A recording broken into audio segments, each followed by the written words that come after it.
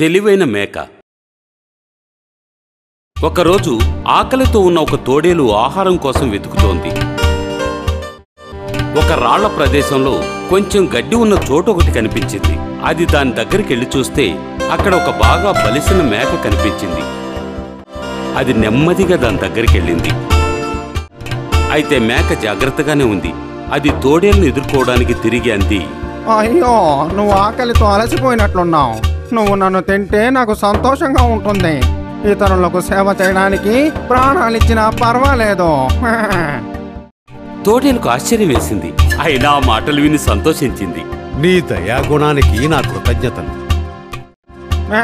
నేను పెద్దగా ఉన్నాను, నువ్వు నన్ను ఎలా తినగలవు? ఇక్కడే ఉండు. నువ్వు ఇక్కడ నీ నోరు బాగా తెరుచుకొని నిలుచుని ఉండు. నేను పైకి వెళ్ళి కొండ మీద నుంచి కిందకు పరిగెత్తుకొని వచ్చి చిన్నగా నీ నోట్లోకి వెళతాను. అప్పుడు నువ్వు నన్ను లటక్కన మింగేయొచ్చు. తెలివి తక్కువ తోడేలు మేక చెప్పినట్లే చేసింది. నేను సిద్ధంగానే ఉన్నాను. అయితే తెలివైన మేక రాళ్లగుట్ట మీదకెక్కి వేగంగా పరిగెత్తి అమిత వేగంతో కిందికి వచ్చింది. చాలా వేగంగా పరిగెత్తుకొచ్చి తోడేలు ముఖం మీద గట్టిగా గుద్దింది. ఆ దెబ్బకి వెంటనే తోడేలు స్పృహ కోల్పోయింది.